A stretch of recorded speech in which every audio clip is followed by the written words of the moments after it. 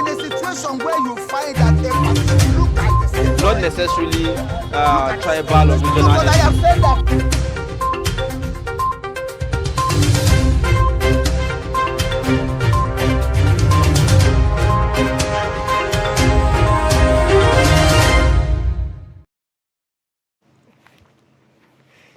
All right, welcome back. It is now time for the newspaper review, and we also have our reviewer in the studio.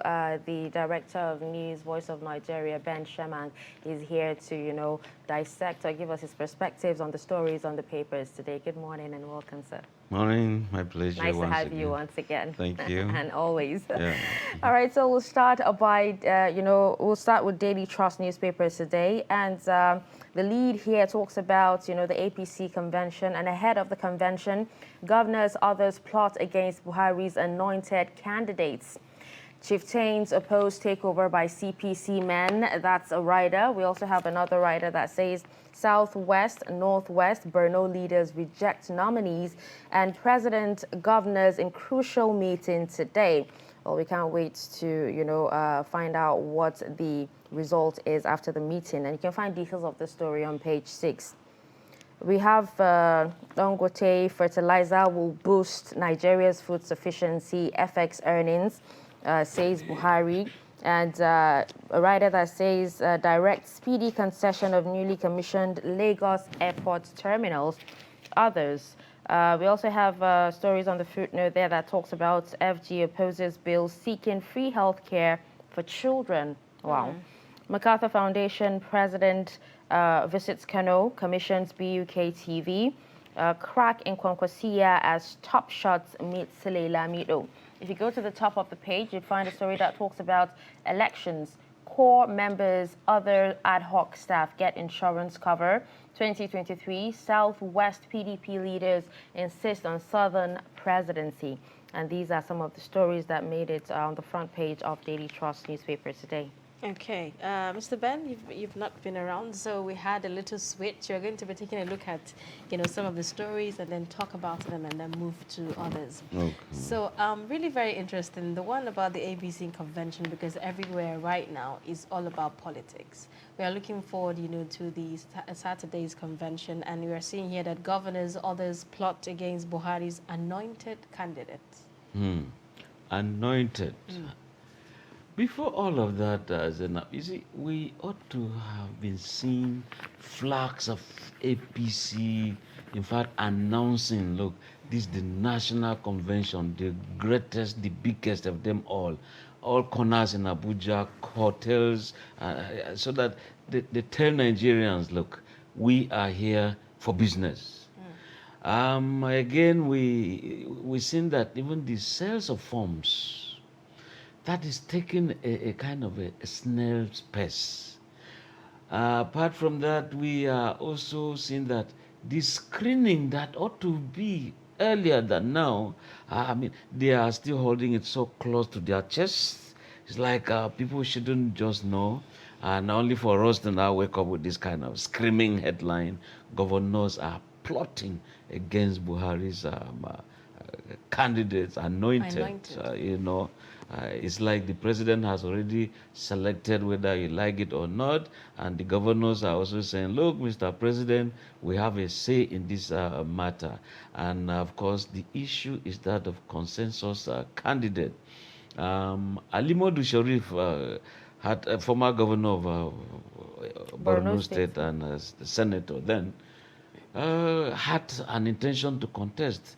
But last week he withdrew his candidacy, saying that it's been zoned to the central part of this country and not eastern part of the country. But again, with the condition that if he realizes that in the end, no more zoning, he will again come back, so to speak. So there is the allegation that Abdullahi Adamu, sitting senator, former governor of Nasarawa State and former Minister of State Power, is the candidate of the president.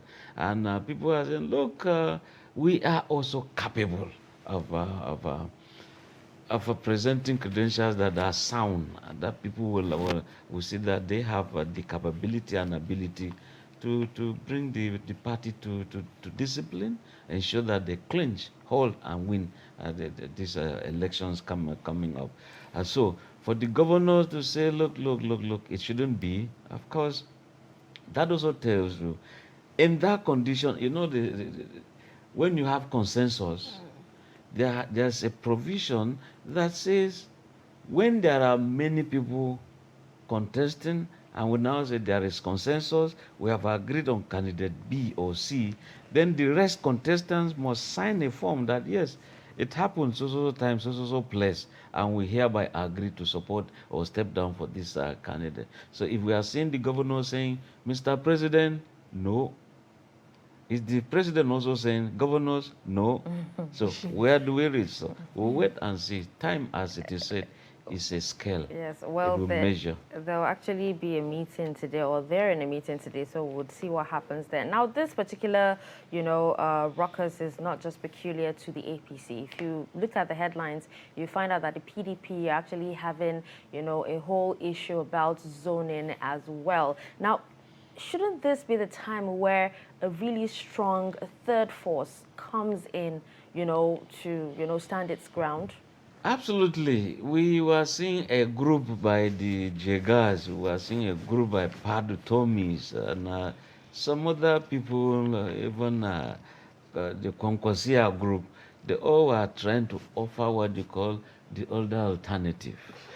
But again, we are also seeing that that group appears to be having some challenges as to who is who. You see people who indeed ordinarily are always hovering around Kwankwaso. They're now meeting with Sule Lamido. So that tells you all is not yet well. But I'm also worried that some of these things tend to be regional in nature. They are either northern group or southern group or southeastern kind of a group, instead of having a holistic and nationalistic kind of approach. And within that context, you can see that PDP is also talking about the zoning. PDP actually started it since 1999 or shortly before 1999, when you said power will rotate, you zone between north and south. And when it comes to the south, I mean, there are also geopolitical zones in the south, southwest, southeast. When it comes to the north, of course, you have the central part. You also have southeast. You have northwest. So northeast. So how do we just say power should rotate between north and south without taking care of all these zones? And that's why some people are saying in the end we might end up selecting or having regional leaders as opposed to Nigerians who indeed we see every part of Nigeria as their own constituency when it comes to the presidency. Whether it's right, some people will say yes, in terms of federal character commission, every community should be taken care of. But what about the post of the president? People will say, well, Nigeria is not rolling to an end yet. Therefore, people should be patient. If your generation does not have it now, next generation will have, because the nation will not crumble. Well, Nigerians are on the lookout. Now, there are really very interesting stories on the Daily Trust newspaper. When we talk about economic growth, a lot of people say the government cannot do it alone. And here it seems Dangote is now a hero, as President Muhammadu Buhari is saying his fertilizer would boost Nigeria's food sufficiency and also FX earnings. Is that good news for us? It's good news for us. But my worry when I was listening to State House correspondent Adamu Sambo, I was saying, yeah, they've started exporting some of the fertilizer to even America and this developed world. I was thinking that charity should start from home. And let us have it first. And if we can ensure food security via this fertilizer, why not? And happier thing, I see that it's going to produce urea. Urea mostly is organic fertilizer. And organic fertilizer is environment friendly. It doesn't create this barrenness when you use it in farming. Thereafter, you see that the place, no more grass. rather it increases the kind of soil texture, it brings manure, and it brings proper yielding of products. So it's good, and these cases of cancers we've been seeing here and there via chemical fertilizer, organic fertilizer will come to the rescue. And we expect that prices of this commodity fertilizer will crash. Look at the farming population now, Zena. The population is so huge and large in this country. But again, this food security will also be challenged by what we're saying, the clashes, farmers and herders are clashes here and there. We should not just be having this fertilizer company and people rush to buy, go farm, and of course in the end your farmland is turned to a battlefield. It shouldn't be. So we expect to that in terms of dry season farming, fertilizer has come, and the time that we'll be talking of import of fertilizer, it has come to an end, so to speak, with this fertilizer company on board.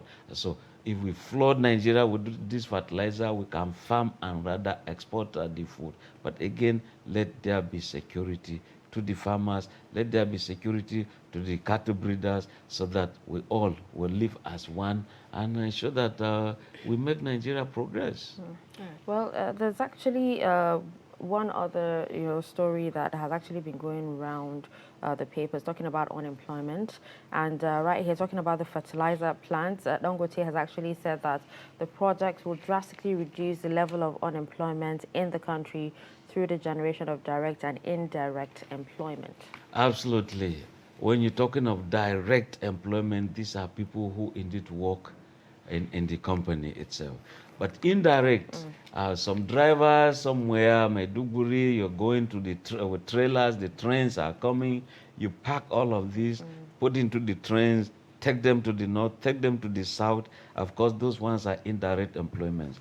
And of course, you could see that people will open all sorts of shops to sell fertilizers, and farmers too will buy and engage themselves in farmlands. And so you can see it's a whole lot of things that will ensure that our growth is actually accelerating in terms of gross domestic product, because agriculture will propel quite a lot of things, whether in agronomy, you go into gardening, you go into quite a lot of other things. Of course, employment will be that huge, surely, yes. There's one other story here. It looks quite disturbing, what many would say, although we're going to hear your thoughts on that. The one about federal government opposes bill seeking free health care for our vulnerable, children.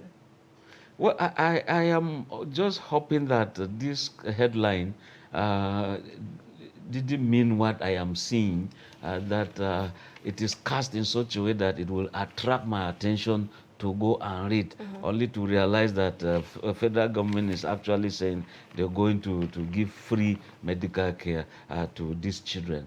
Because when you say federal government opposes, it's opposing who now? The government is opposing itself, because before now we've been seeing that they said right from infancy state, in fact, right from when a mother is pregnant up to 5 years, they're supposed to receive free medical care. But are they saying that it's now too expensive for them? That is a serious thing that I hope very soon the Minister of Health will be debunking that. They said, no, we were quoted out of context. And usually the weeping dog will be the press. No, the press didn't get it right. When indeed they say things and they realize that they've made a mistake, they've goofed, then they say they've turned out to blame the press. But some press will now bring out what you said, they now bring it out verbatim. So I think that if it is true, they should look at it seriously, because we have diseases, the child killer diseases that are still lurking around. If we don't take care of them, of course, that tells you something. If the children are not well, of course, they can't grow to be well. You don't expect that they will be well in future, when indeed they are not taken care of right from when they were infants. It's always said that the child is the father of the man. whatever you were as a baby is what you are exhibiting as a man. So we should look at it seriously. Yes. Well, I think the bill was actually denied because, or rejected because, they requested for an establishment of some healthcare facilities if they take care of these children. And, there was a complaint that it would increase the cost of governance. What is governance for? It's to provide, protect. When campaigning, you vowed, you swore, you cajoled, you begged, and said, vote me in, I'll give you health care. Not just health care, proper one. And of course, employment, you said you will provide. Security, you said you will provide. Food security, you said you will provide. So you cannot at this point renege. I said, no, I can no longer do it.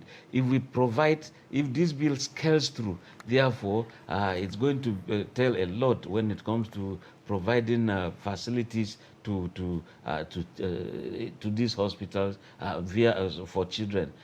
So the bill will increase because of that. I mean, so we should just pray that miracles should just be all over the place so that nobody falls sick. But it is said that the moment there is a conception, you have to go for prenatal and postnatal, and thereafter at birth you begin to take all sorts of vaccinations till you reach a certain age. So if the government is saying if this bill passes by, it's going to be a burden, I think that they are not getting it right. I think they should get it right. Okay, now just before we move on to the next paper, there's this story on page 21 of Daily Trust on City and Crime talking about a 15-year-old girl that was abducted 3 years ago and found 8 months pregnant. Now, police have actually arrested the mom and her son. That's a mother, a woman, and her son over her abduction. Apparently, this particular man lured her when she went out for extramural classes, and, he drugged her and defiled her. So, she forgot to go home. And right now she's a drug addict and she's pregnant and living with these people. But they've been arrested right now. Yeah, you see, that is the anomaly that we are seeing in society. Honestly, if you visit some areas, even in Otako, some primary schools around this area, you'll be shocked the kind of drug addicts around the corner. Go to Lube, there's a primary school there. You see these unusual men just taking Indian hymn publicly.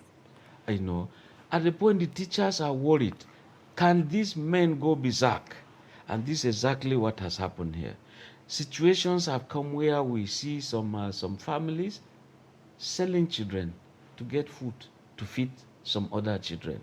It's a serious matter that the security operative should be on the lookout for them. What really has gone wrong? You lure somebody, pretext by way of showing love to rather mean you don't show this kind of love. And so there has to be some agencies in charge of checking some of these things and arresting, bringing to book some of these things. But again, sometimes the media too, we don't pay attention to the perpetrators. Sometimes we pay so much attention to the victim, which is not right. You begin to know her age, you know her school, her class, and you mention it, you name the street and where they live. That child will grow to live with a kind of a stigma. Society has stigmatized me, so to speak. Whereas we should look at these adults who indeed are perpetrating this, list them out, name and shame them. That's how to fight some of these things via the media. Really very interesting. Now let's take a look at some more stories on the Punch newspaper this morning. The Punch, on the other hand, does not really have much of political stories. Here it leads with a story about massive job cut looms. Dollar hits 590 naira as forex scarcity bites harder. And then the writers there say we buy over 90% of forex from BDCs. Job losses likely, lament manufacturers. And then banks are saying limit online transactions to $20 per month. Travelers, others patronize BDCs. And then you see other stories also on the top on page 22. Sluggish growth, unemployment, battling Nigeria's poverty reduction. This is according to the World Bank. And you see also the story about oil theft. Federal government probes oil firms over production output. Others. Power Ministry lists obstacles. Reps decry excuses for blackout. And then you see the story about Tambuwal rejects zoning. Southwest PDP insists on Southern presidency.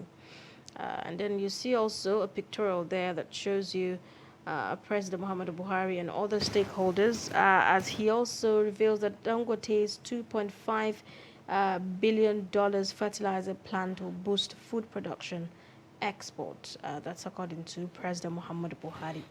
And then just below that, you'll see the story about ONU promotes indicted ex-FIRO boss demoted by Buhari for PhD fraud. And then on page 4, you see the story about a mother, son arrested for abducting, raping Ekiti SS3 student for 3 years. And then on page 14, Kaduna attack. Police confirm 34 killed, 200 houses burnt, curfew stays. These are some of the major stories on the Punch this morning. All right, now let's talk about the massive job cuts, as dollar hits 590 naira, due to forex scarcity, biting harder. Absolutely. But you see, let's take from the last one up to that unemployment Okay. like the attacks in Kaduna State. This didn't happen in Kaguru, Agban area, struck the roundabout close to Government College Kaguru, and you descend, you go to College of Education Gidanwaya. And the stories we're getting is that some people just station machine guns. They were just having some shooting spree. Some people were looting, while some were setting houses, markets on fire. And of course, some military personnel were lost in that attack, which means that the people must have monitored the situation and probably saw how armed or less armed or fewer security personnel on ground before they could launch those attacks. I mean, it was well calculated and well planned and executed, which means that it was deliberately done.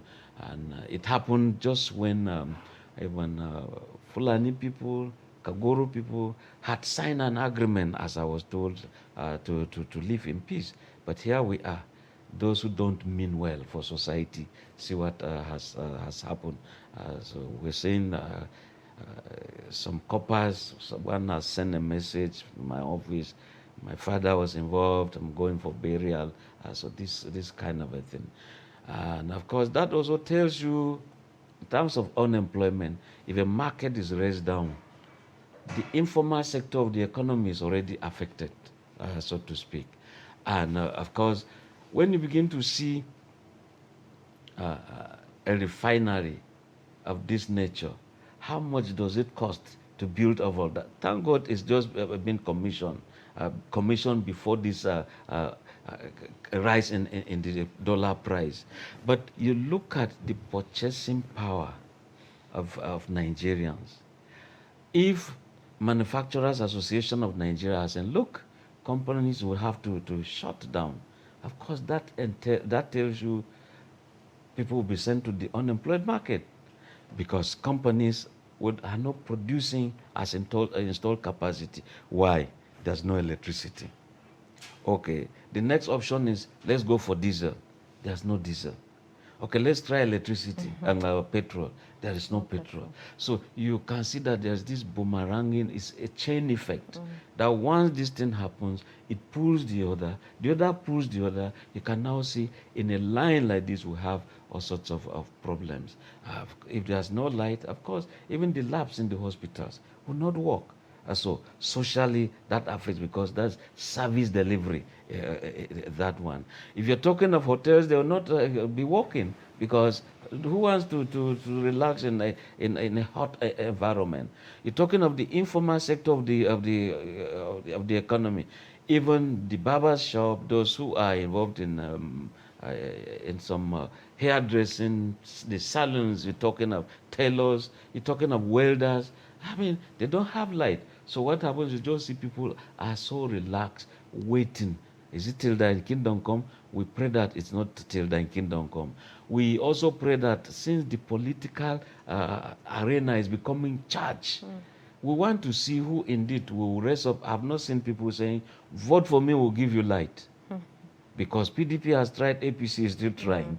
I mean, do we still have it in view of the long story about 40 years, Mambila electricity project there, close to 40 years. There's no electricity from that place. Every regime will come, look at it, you know. And so we expect that politicians should not just should not just be promising. And we, the media, we should always be asking how. When they say we are going to give you light, we are going to give you security, ask this question: how? How do you do it? Now we're talking of the dwindling fortune of the economy. The economy is nose diving. There is the north wind blowing us, pushing us backwards. When you promise heaven and earth, the question is, how do you do it? Where do you get the money from? The same oil that is going down in terms of price, so it's a serious matter. Just before we wrap up this particular paper, we also have a story of federal government probing oil firms over production, output, and others due to oil theft. Just to link it and all that. Talking about unemployment, the World Bank has also said that the sluggish growth and unemployment is battling Nigeria's poverty reduction. The days of the Niger Delta crisis, oil theft, crude oil theft, was so serious, very, very serious, that at the point, the war in Sierra Leone, Liberia, because of diamond activities there, the world decided to tag it as a blood diamond. That you don't just come to the diamond market and sell. We want to know where it's coming from. It was traceable, and they stopped buying that kind of blood diamond. And the war ended so sharp, so in a very quick manner. At the point, Jonathan, then President Goodluck Jonathan, said, look, can we also tag crude oil theft as blood oil? Exactly, blood oil. So that you don't just see people coming with crude oil and you just collect, refine, and sell to the world. So when some companies will take this volume of crude oil, they underwrite, if you took so barrels, why are you giving a little for it? Yet you have taken a value for it. It's a thing that the Navy should come in, NEMASA should come in, all agencies within the creeks, all agencies in charge of the waters, territorial waters, should look at. And the World Bank also talking about unemployment. It is serious, as in serious, because the World Food Project is warning of hunger. Even though we are seeing Dangote, a fertilizer company, coming on board, there are still things to be done. Look at the felling of trees people are doing. You now see trailers carrying logs of wood into cities to come and sell as fuel fire. I mean, to be used for cooking. So that tells you something is going wrong with our forests. So deforestation is serious, and we expect that some agencies, that's why we're talking of traditional rulers also playing their role. You have all sorts of title holders who are in charge of areas, the forests, even waters, to protect them. We had World Water Day where water supply is a problem. Now we're cutting down the trees. Of course, the environment will become so hot that even the water that is underground will be going deeper down there. In the end, you just see people migrating to where? Only God knows. You see some places, probably in the Niger Delta area, much population will be moving from north southwards. In fact, people should be schooled. In particular, I see that some cattle breeders, You just climb some trees and cut down the branches because the cows will need the leaves. So why don't you allow these leaves to drop and the cows will eat and the tree will still be there? And that will also bring in some rain, because if we don't have some cloudy areas with thick forest or forest, of course rainfall will not be there. And so people will have to be schooled on protecting the environment. If we live, the animals will live, human beings will live, and we progress. All right, let's move on to the next paper, which is the Guardian newspaper. And we have the lead here talking about APC throws screening open to all chairmanship aspirants, and writers that say fears exclusion could lead to litigations. Yari warns President Buhari against imposition and party to rake in 1 billion naira from sale of forms. We also have at the top there 418 million Africans in need as World Max Water Day. Southwest PDP leaders insist next president must come from South. Federal government hails Dangote hopeful of $400 million inflow from fertilizer export. Truckers threatened to increase haulage charges over diesel crisis. And if you come to the bottom there, you have get power before sharing it, Tambuwal tells PDP, and also that scandalous pageantry at Kirikiri prison. These are some of the stories on the Guardian newspaper. Former Governor Yari warns Buhari, not even advises, warns Buhari over party politics, over APC, particularly this convention. Now, why won't President Buhari take his own actions? We all are witnesses. You see governors having problems, all they do is to rush to the president, provide solution, provide solution. Now the president is providing his own solution to the best of his capability and ability. Now you say no, he shouldn't be. So why did you go looking for advice from him? Then Tambuwal saying, get power before you even share it and all that. I thought that in terms of plotting, planning to go into a contest, when you have people of like minds from all the geopolitical zones, you should be able, right from the word go, plot it in such a way that, look, let's do it this way. If you are going into the zoning system, this zone, take this post. This one, take that. This one, take that. And based on that, people are satisfied, and armed with that, we fight as a team. When I say fight, I mean we contest as a team to win. But a situation where you say, no, let us win first before we share. I think it's not good politicking, it's not good plotting towards an acceptable goal. No, I think that they should share positions right from and that's why people fall apart easily. The moment you don't share it before you contest, you wait, okay, let us contest and win, from there we share.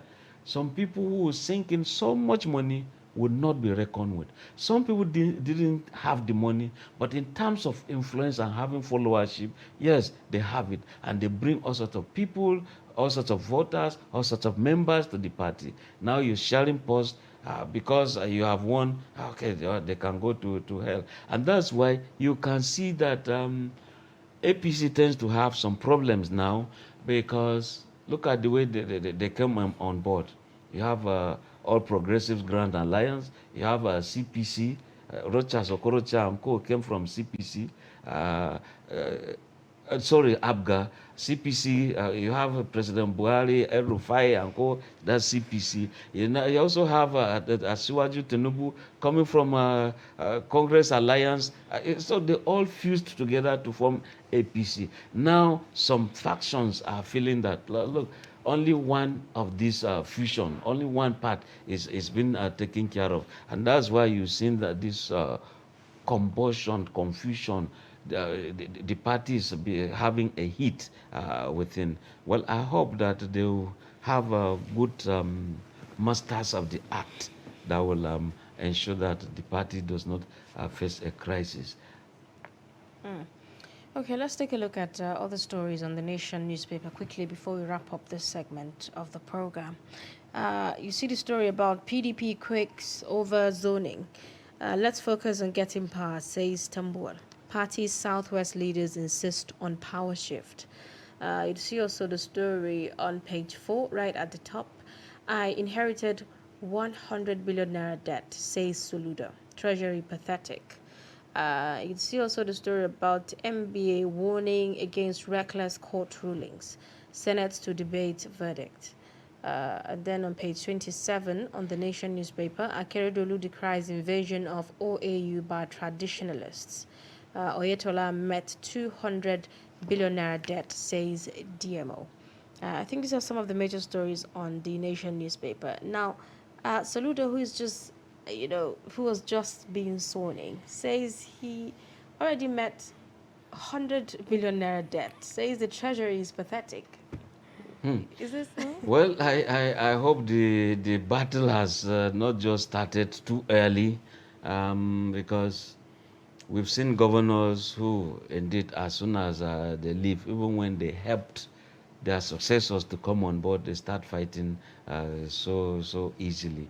So Ludo is saying that in terms of cash in treasury, he only found 300 million naira in the treasury, whereas the debt profile is so high, it is in hundreds of billions. Well, no wonder the EFCC is already trailing the governor. He's facing some questioning. I can imagine just an hour after being sworn in, you are already checking out of the country. I mean, why should we go to a place where we feel that they are better there? Let me go and relax. If you are sure your country is better, you are sure your state is better, you are sure your local government, your ward is better, and you build your own house there, why don't you stay there? Because you served the people. Therefore, the people should be proud of you. You should walk in the streets so free a citizen. But when you are in a haste to run away, I think something is wrong somewhere. It shouldn't be. And that huge debt profile, can we match what was the money for? Can we match the money, the figure, versus job done or progress of work going on? So it's a very big problem that that is common with governors. So they shouldn't just play that kind of politics of empty treasury syndrome. It shouldn't be at all, because when you collect money, what are you supposed to use it for? Provide service to people as you campaign. That's the way out. Nothing else. So that's why when politicians come on board, you carry this Bible, carry the Quran, swear by it that you do justice to all manner of people, irrespective of where they come from, religion or creed. But see what is happening. I once had an encounter with Professor Yowande Bimbola. He used to be UIVC. Every time students were supposed to go on strike, that university will not go on strike. He said, what's happening? I asked him the secret. He said, look, I was using my Sangoten, I was using native this. And that was why when he came to be advisor to President Muhammadu Buhari, Obasanjo, on traditional religion and culture, the man said, tell these people to swear by some deities. You see that they will run away. But we have a big God that is so merciful. But when you swear to some other deities, the moment you commit, the dream strikes you down. So that was to the extreme. But honestly, I think that the holy books we are using to swear is like we are taking God to be one simple in-law that we can toy with. No, it shouldn't be. All right, talking about tradition, we have a story that says Akeredolu decries invasion of OAU by traditionalists. I won't be surprised. Look at cultists here and there and campuses. And even secondary schools,